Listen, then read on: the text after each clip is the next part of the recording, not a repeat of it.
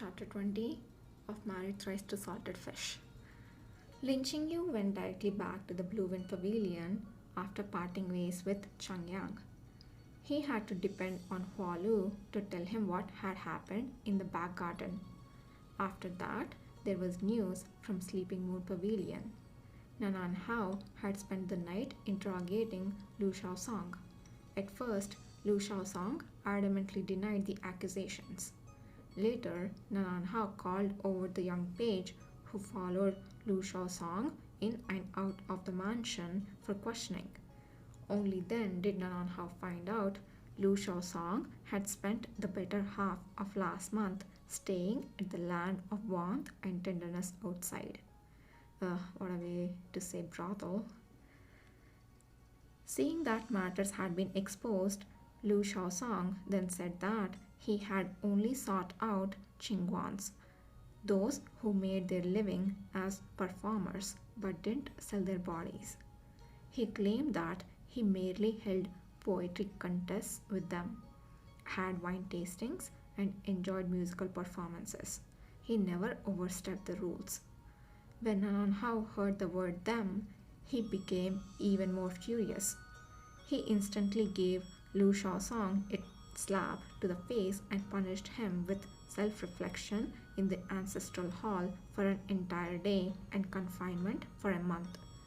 Nanan Hao also transferred his anger with Lu Shaosong onto Lang Shi, reprimanding her for not properly raising her son. If she could not manage her own son, how could she hope to properly manage such a huge Hao mansion? Lin Qingyu heard this and asked, "That's it? Was there anything else?" Huan Tong shook his head. Lin Qingyu sneered coldly. "Except for self-reflection, it's confinement. How boring." Shaojun! Shaojun! Hualu hurriedly ran out of the bedroom. "Young master seems to be sick again." It was midsummer and Lu Wancheng had been craving something cold yesterday. He ate 2 mouthfuls of red grapes soaked cold in the well water. Half a day later, he developed a fever. Fortunately, it was only a low fever. Lu Wancheng was still clear-headed, but his face looked alarmingly unwell. Lin Qingyu checked his pulse and asked, "Were the red grapes delicious?" Lu Wancheng nestled in his quilt, his eyes filled with bitterness. "It was delicious. I couldn't hold back." Lin Qingyu narrowed his eyes at him. "Don't be angry." Lu Wancheng exerted all his strength to pull at Lin Qingyu's sleeve. "I know I was wrong." Lin Qingyu looked down at Lu Wancheng's hand, so skinny you could see the bones. His original anger disappeared. "Next time you eat so recklessly, I won't care about you anymore." Lu Wancheng smiled feebly. "Your threat is so scary. I'm so scared." Lin Qingyu didn't feel like lowering himself to his patient's level. He sat down at the table to write a prescription for Lu Wancheng. Lu Wancheng lay on the bed and sighed. "Why do I get sick every time I try putting on an act even a little bit? Is this heaven telling me I'm not suitable for lying down?" "No," Lin Qingyu said mercilessly. "Heaven is telling you to eat less ice." With Lu Wancheng's illness, the Blue Wind Pavilion ushered in a period of peace. On this day, Pan Shi went to the Blue Wind Pavilion to visit the sick. Lu Wancheng was resting after having just finished his medicine, and it was inconvenient for him to meet with guests. Lin Qingyu met Pan Shi in the front hall for tea, and they talked about the general affairs of the mansion. Lu Shaosong provided for many singers and entertainers in the mansion for his leisure. During this period of time, Lu Shaosong was confined and couldn't go out to have fun. So he was left with no better option but to seek his enjoyment with them. The embarrassing thing was, Qingdai Pavilion was already unable to make ends meet. Those entertainers sang and played their instruments but couldn't get a cent. Several of the entertainers heard that the Hao mansion was now in the hands of Pan Shi and the Shao Jun, and so they went to Sleeping Moon Pavilion to ask for Pan Shi, asking for their monthly wage. Pan Shi said helplessly, the Hao mansion never had any rule providing for monthly paid entertainers. They used to rely on the third young master's gratitudes for their livelihood. Now that the third young master is pulling on lapels and exposing his elbows, where would he find excess money to reward them? Lin Qingyu said casually, "Why didn't they come to me?" Fanshi's maid's lips twitched. How could they dare? It was only because they saw that Pan Yin Yang had such a good temper that they dared to make such a fuss at Sleeping Moon Pavilion. Lin Qingyu meditated quietly, and Pan didn't speak any more for fear of disturbing him. After a while, Lin Qingyu asked, "If you don't give them money, what will happen to them?" Qingdai Pavilion cannot support so many people, so they can only be sent away.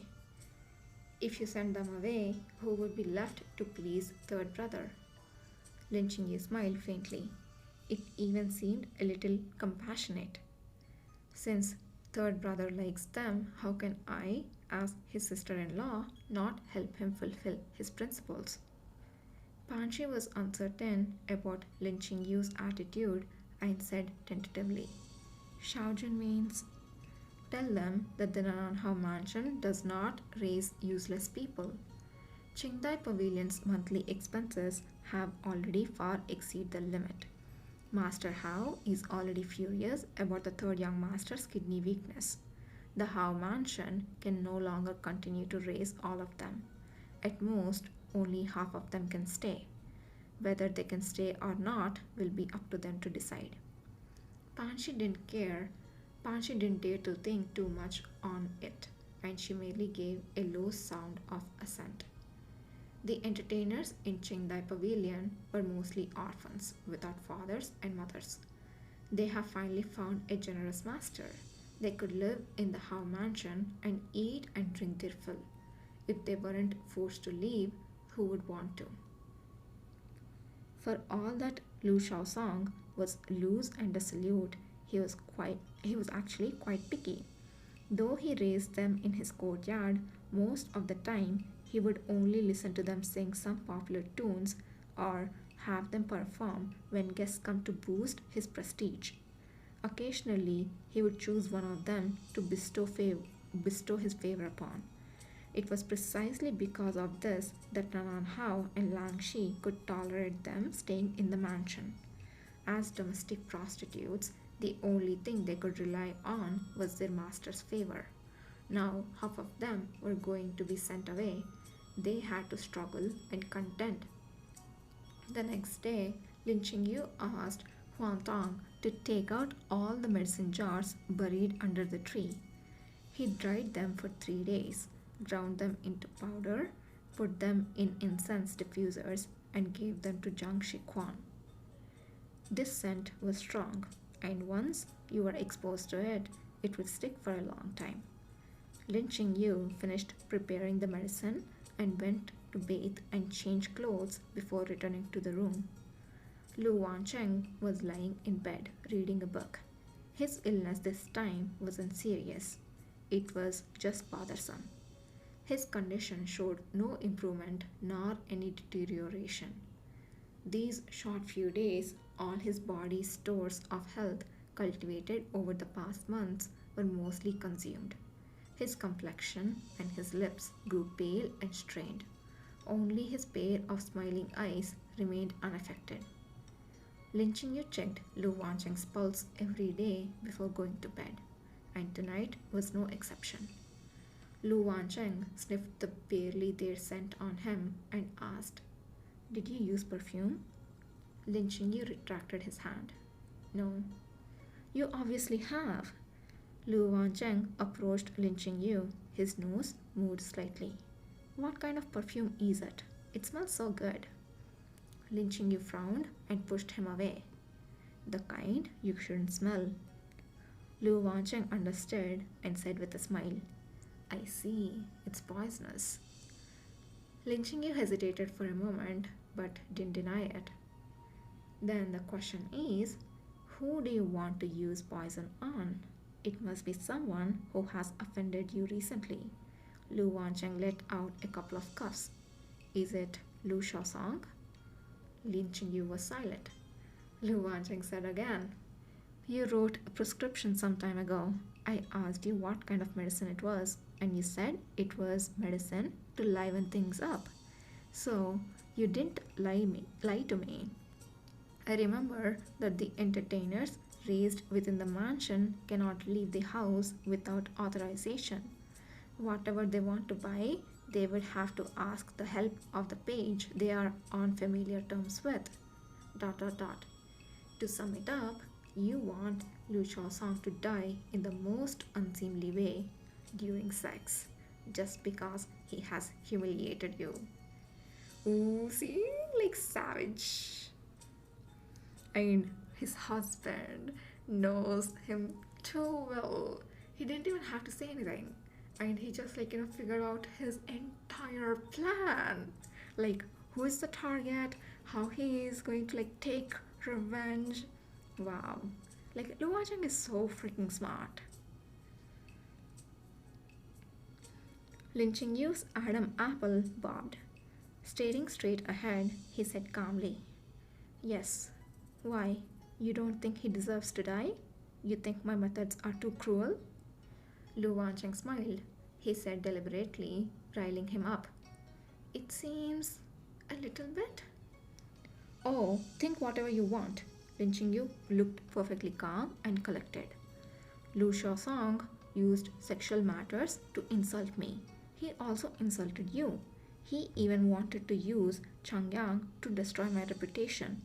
Even if his crime doesn't deserve death, but his death will make me happy, so I'm going to do it. I want to make myself happy. It's that simple. Wow, see?